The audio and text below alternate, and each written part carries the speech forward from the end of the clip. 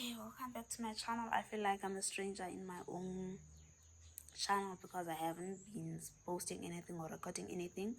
So it feels like I'm like, I don't know, I'm not familiar with just recording. I feel like this is stranger at this point. So I wanted us to talk about, I wanted to just share the 7 important reminders that I set for myself. These reminders help me with overcoming all the hardships that I've been through on like a daily basis. And so let me just read them for you. So the first reminder is that I am okay. This is more like an affirmation. So every time I wake up, I'm like, I know that I'm okay. I have everything that I need. I have the support that I need, the love that I need. I have just everything. So I don't need much because I am okay with what I have. I don't want to chase after things that aren't mine. So that's basically it. The second one is that I'll be fine. So I know that in the future I don't have to panic, or I don't have to feel unsafe or feel as if I don't belong anywhere, because I know that I'm going to be fine. In my core, I know that everything's going to be fine. The third one is I don't need help because God has my back. This one is pretty much like the most important one.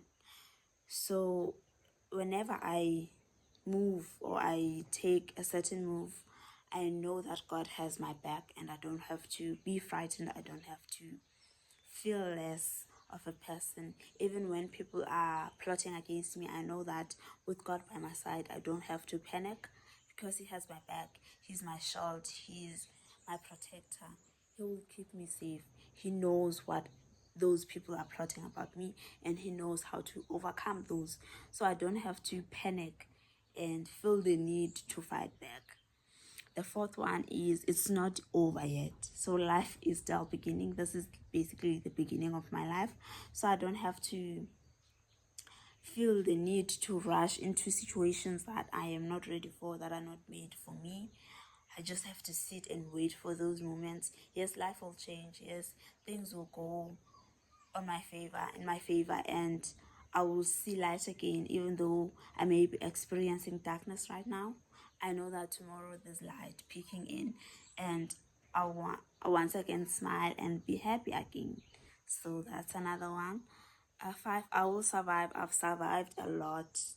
I've survived so much, like losses. I've survived breakups. I've survived health issues. I've survived, money issues, like being unemployed and not being able to support myself, not knowing where my next money is gonna come from, and just believing that everything will happen in time, and that everything that is meant for me will be mine. So I don't have to hustle and chase after them.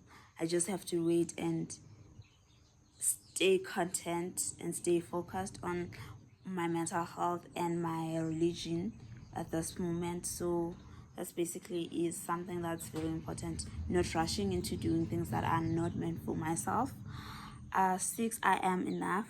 This is something that I struggled a lot with in my youth. I'm still in my youth even now, just when I was younger. So I used to try my best to fit in circles that I did not fit in, circles that are not for me. So I would befriend people that I thought were cool. I would do anything just to stay in that circle and make sure that I don't lose those friendships, even if it meant sacrificing myself in the journey, sacrificing my own identity, just to make sure that I fit in with those people. That has harmed me in so many ways. But now I just sit and just focus on me and listen to my own voice and see what works for me, and just listen to that inner voice that tells me by no, that relationship is not going to work. I don't have to seek for a validation from other people. Like, for instance, when I got into a relationship, I remember telling my friend about it, and she insisted that the relationship was good, whatnot and whatnot. And I really needed that. So instead of listening to my own voice that said, don't go there, don't do it, just keep your distance and just work on yourself, I decided to listen and take a leap of faith. That leap of faith did not end well.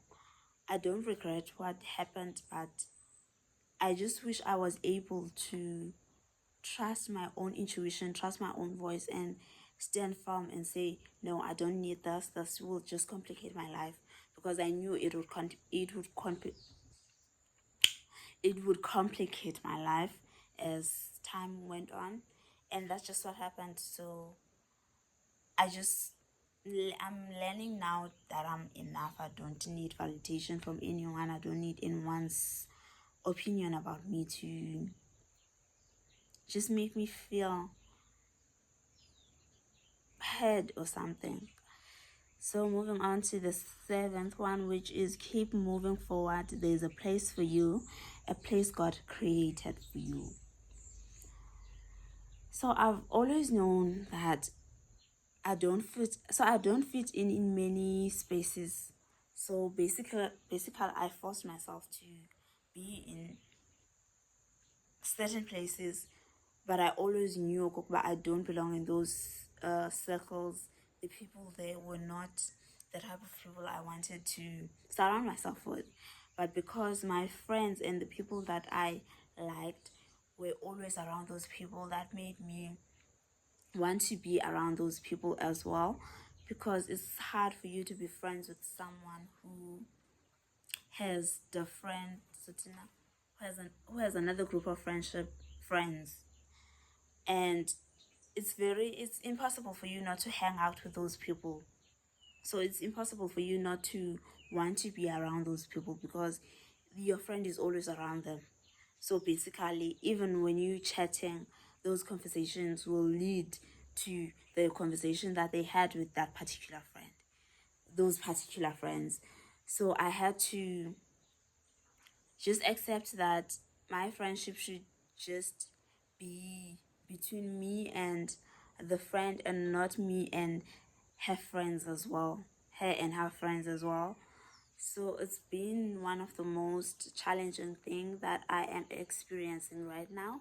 I've even cut out the friendships that I have. I only have 2 friendships right now, and they are the ones that I think I can maintain, because the rest I could not maintain those ones. Those ones were way too busy for me. Like, there was a lot of things happening in their lives that made me feel like I have to constantly have to listen to their stories, and my voice is just it just disappears into thin air. So I'm not being heard. I'm just hearing them. So I had to sit back and say, okay, Onele, this is the end. This is basically, you have to choose between yourself and these friendships. So make a choice. Is it going to be you or just them? So I decided, you know what, I'm choosing myself. The reason being, I need to understand myself first, because I feel like every friendship I get into, I don't understand myself, even with relationships and all. So I need to find out who am I exactly, what I stand for, and everything else. So that was one of the turning point in my life, and I want to continue on that route or that path and just get to know myself more, because now I'm realizing that I actually do love spoiling myself. I love buying myself stuff. I love just taking care of myself. Yes, there is a balance between, I know that I'm someone who will lay my life for the people that I love, but now I'm creating a balance between just making myself happy and making those around me happy, and making sure that the other one does not fall back. So there's balance there. I don't have to sacrifice myself, and I don't have to sacrifice being helpful to other people as well, because that makes me happy, that makes me content. Helping other people makes me content. That's basically part of who I am. So I can't just avoid it or just pretend like it doesn't exist. I am that way. That's how God made me. So I have to just learn how to help myself and help others as well. So if I buy something for myself, I'll then buy something for the household. If I buy something for my brother, then I'll have to do something for myself, same as for my sister and my nephew. So I don't have to suffer or feel like I'm losing myself or I'm losing the value. I don't even understand. I don't want to feel like I'm losing just my being Rutu. I want to be able to spoil myself as well, to treat myself better, so that other people can see that, okay, she's doing that for herself, she's doing this for other people. Maybe now I should do something for her as well.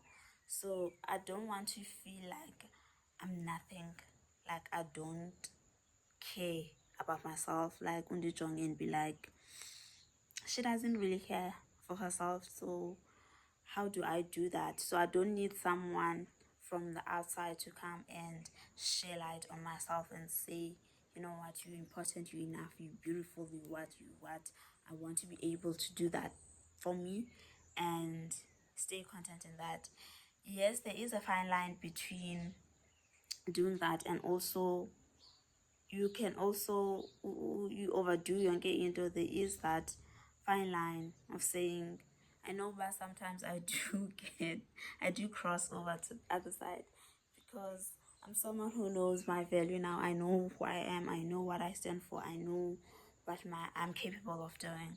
So in some point, in some instances, you'll find that I may come across as arrogant. Look at me and be like, she's very arrogant because she walks in your room and she owns the room, so she doesn't need anyone's say on how she should be or how she should behave. Yes, I can be that way, can be a bit arrogant. So that's something I'm trying to work on, just to cut down on that one, because I can sometimes become arrogant, like I don't need you. Like bakhona abantu that I look at and be like, I don't need you, did you know that?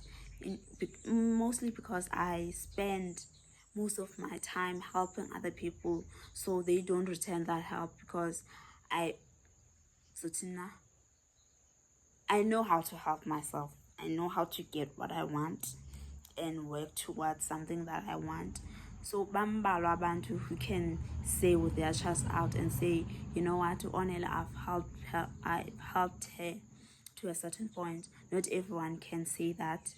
So I can come across as arrogant.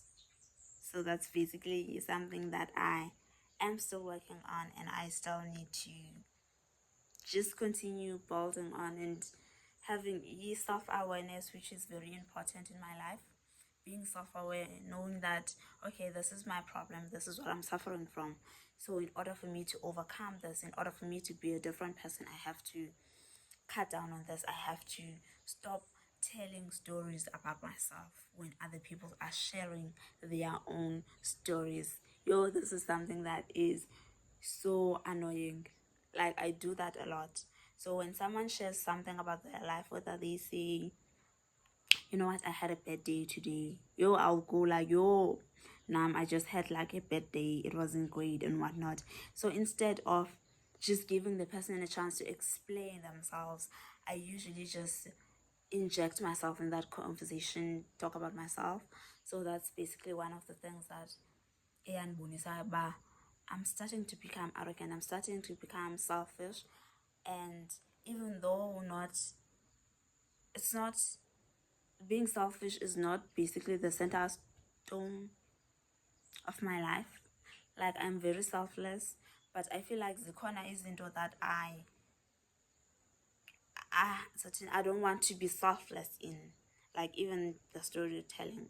If someone is sharing how their day is, I want to share as well. If someone is sharing their own story on someone, maybe they knew someone, now I'm going to share my own story, which is bad, because not I should just give someone the space and the time to just express themselves without having to take over, because I'll be like taking over their own stories and putting out my own. This is something that I hated for the longest time, Kisan. I hated this, but I don't know when and how I got to the place where I felt like I needed to be that kind of person. Like, I hated it.